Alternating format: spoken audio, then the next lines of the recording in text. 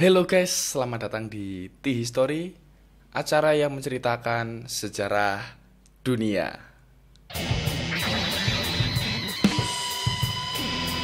Halo, saya Murti. Gimana puasanya? Ada yang bolong lagi nggak?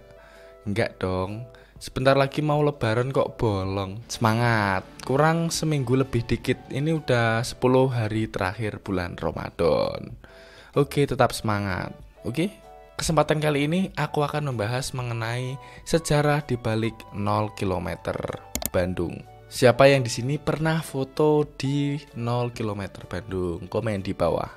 Biasanya sih titik 0 km Bandung ini dijadikan spot foto oleh warga-warga sekitar atau wisatawan di Bandung. Biar fotonya itu bisa keren kan, sama pamer ke temen-temen story gitu kan. Nih aku di Bandung nih, aku foto di 0 km Bandung, kayak gitu mungkin ya. Nih kalau kalian belum tahu lokasi dari 0 km Bandung, aku kasih tahu lokasinya itu di depan kantor Dinas Bina Marga dan Penataan Ruang Provinsi Jawa Barat. Nah langsung aja geng, cus ke sana buat foto-foto. Kalian udah tahu belum sejarah mengenai 0 km Bandung ini? Belum kan? Simak ceritanya. Lah di sini aku akan ceritain mulai dari awal terbentuknya titik 0 km Bandung hingga terciptanya kota Bandung. Kota yang terkenal sebagai Bandung Lautan Api. Kenapa kok bisa disebut Lautan Api? Ini bukan karena banyak lautnya terus lautnya kebakar, itu bukan. Jadi ceritanya begini, kota Bandung dulu waktu penjajahan warganya sendiri membumi hanguskan kota Bandung itu dengan tujuan supaya penjajah tidak menguasai kota Bandung. Seperti itulah geng, jadi disebut dengan Bandung Lautan Api. Ngeri ya, sampai kotanya dibakar sendiri. Sampai dibuat lagu khusus untuk peristiwa ini. Kalian pasti udah tahu mengenai lagu tersebut. Judulnya Halo Halo Bandung. Mari kita nyanyikan bersama. Aku nggak hafal sambil lihat lirik ya. Halo halo Bandung, ibu kota periangan. Halo halo Bandung, kota kenang-kenangan. Sudah lama beta tidak berjumpa dengan kau. Sekarang telah menjadi lautan api, mari bung rebut kembali. Kayak gitu gengs lagunya. Yuhu, gimana nih suaraku? Keren gak? Pantas ikut Indonesian Idol gak nih? Komen di bawah. Kalau cukup nanti aku daftar deh di next Indonesian Idol. Canda. Dari beberapa sumber mengatakan titik 0 km Bandung ini berkaitan erat dengan pembangunan jalan raya dari Pos Anyer sampai Penarukan, tentunya dengan kerja paksa sehingga banyak menimbulkan korban tewas. Banyak rakyat yang menderita kelaparan dan kurangnya gizi karena minimnya stok pangan dan obat-obatan pada waktu itu. Pembangunan jalan raya ini dipimpin oleh Gubernur Jenderal Hindia Belanda yang bernama Daendels, H.W. Daendels. Intinya setauku kayak kerja tanpa dibayar gitu gengs, kerja paksa namanya. Oh iya, ini kadang terjadi di kehidupan sehari-hari, tapi ini nggak dipaksa sih. Jadi gini, ada temen tiba-tiba minta bantuan gitu. Nah, minta dibikinin apa gitu yang agak sulit. Tapi kalau udah jadi dibayar dengan ucapan terima kasih. Ini loh ya jadi masalah. Kita kan udah merelakan waktu, tenaga, pikiran gitu kan. Ya setidaknya minimal uang rokok lah, makan, ngopi, minum gitu kan, buat menghargai aja gitu.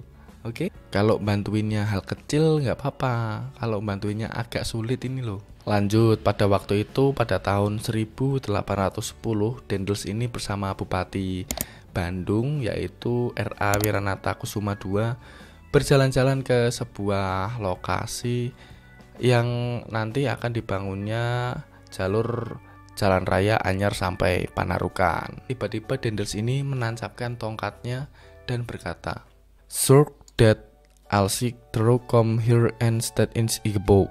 Artinya coba usahakan bila aku datang kembali di tempat ini telah dibangun sebuah kota. Itu artinya gengs, tadi bahasa Belanda mungkin. Setelah 25 September tahun 1810, Bupati Wiranata Kusuma II mendapat surat keputusan untuk memindahkan pusat pemerintahan kota kabupaten ke lokasi di mana Daendels menancapkan tongkat tadi. Tanggal surat tersebut juga sebagai momentum lahirnya kota Bandung.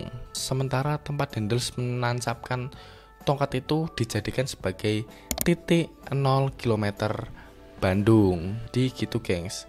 Jadi awal mulanya itu dari tongkatnya Daendels itu yang ditancapkan di lokasi tersebut.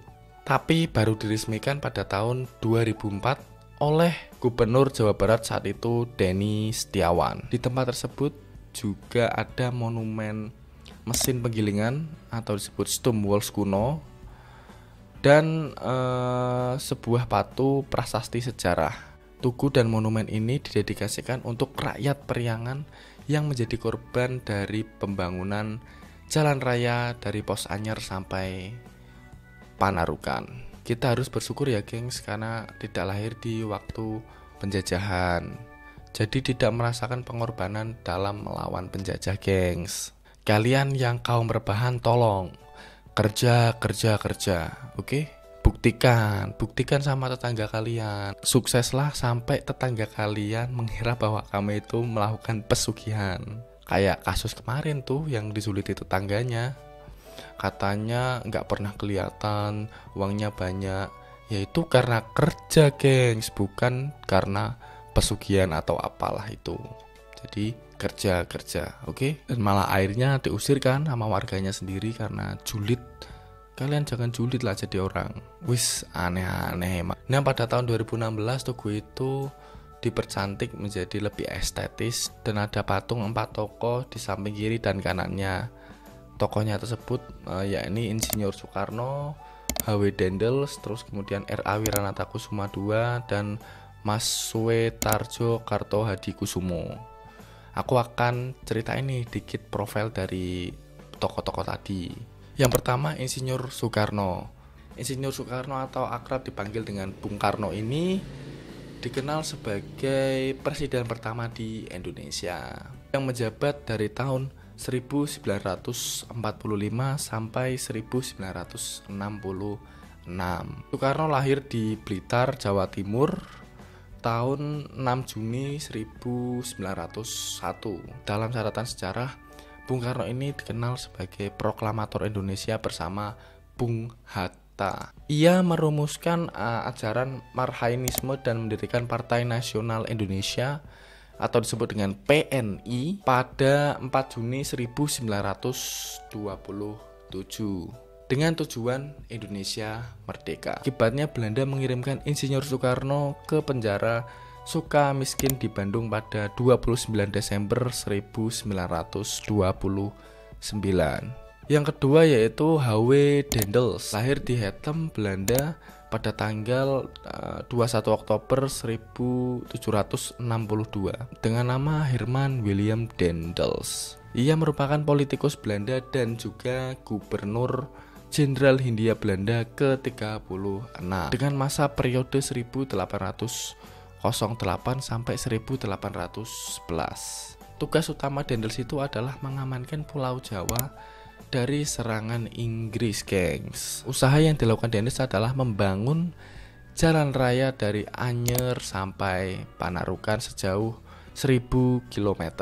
Dengan tangan besinya, pembangunan jalan raya ini hanya menghabiskan 1 tahun saja, gengs. Pembangunan jalan raya itu hanya membutuhkan 1 tahun aja, mulai dari tahun 1809 hingga 1810. Cukup cepat. Yang ketiga yaitu Mas Suetarjo Kartohadikusumo. Sutarjo merupakan gubernur pertama Jawa Barat. Bersuku Jawa, lahir di Blora di Kuduran, Jawa Tengah pada tanggal 22 Oktober 1982. Ia merupakan tokoh nasional dan aktif di Komite Nasional Indonesia Pusat atau disebut dengan KNIP. Walaupun menjabat sebagai Gubernur Jawa Barat, Suitarjo ini cukup kritis untuk meningkatkan kesejahteraan pribumi yang ada di Indonesia. Kemudian tokoh yang terakhir yaitu R.A. Wiranata Kusuma II. R.A. Wiranata Kusuma II ini adalah Bupati Kabupaten Bandung ke-6. Ia menjabat bupati itu sejak tahun 1794 sampai 1829. Ia dapat dikatakan sebagai pendiri kota Bandung, gengs. Karena pembangunan kota Bandung dilakukan sepenuhnya di bawah pimpinan dari R.A. Wiranata Kusuma II ini, gengs. Menarik bukan dibalik sejarah 0 km di Bandung ini. Penuh pengorbanan darah, keringat, usaha, jiwa, dan raga para pahlawan-pahlawan kita hingga Bandung menjadi kota yang besar seperti sekarang. Sekian info kali ini, silahkan like, share, komen, dan pastinya subscribe. Kalian juga bisa request info-info apa aja yang bisa kita bahas. Dan pastikan kalian jalan-jalan ke Belanda untuk beli angkringan. See you, bye-bye.